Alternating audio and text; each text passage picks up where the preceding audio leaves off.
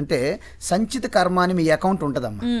ఆ అకౌంట్లో ఫోర్స్ఫుల్గా ఏవైతే ఎక్కువ తీవ్రమైన కోరికలతో ఉంటాయో ఆ కోరికలకు సంబంధించినటువంటి వాసనలు ప్రారబ్ధ కర్మ అంటారు.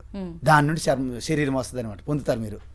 వాటిని మీరు వాడుకోవడానికి, ఆ కోరికలతోటి ఆ అనుభవాలు పొందడానికి మీ శరీరం పొందారు. మంచి కర్మల చెడు కర్మల ప్రారబ్ధ కర్మల నుంచి శరీరం ప్రారబ్ధము కర్మ అంటే రెండు ఉంటాయి దాంట్లో. రెండు ఉంటాయి. ఎందుకంటే మీకు సుఖము అనుభవిస్తుంటారు, దుఃఖము అనుభవిస్తుంటారు. మీకు సుఖం ఇచ్చేది పుణ్యకర్మ, మీకు దుఃఖం ఇచ్చేది పాపకర్మ.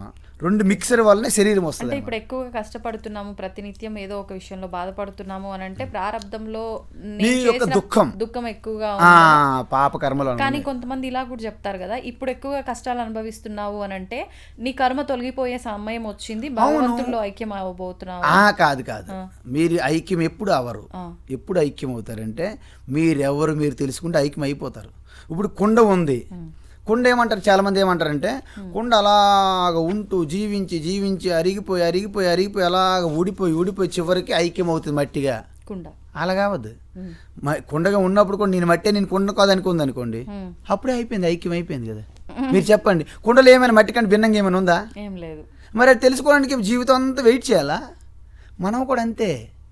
మనం చూస్తున్నాం, చూపు వెనక ఆ యొక్క పరమాత్మ చైతన్యం ఉంది. తెలుసుకుంటే మీకు అనుభవంలోకి వస్తుంది.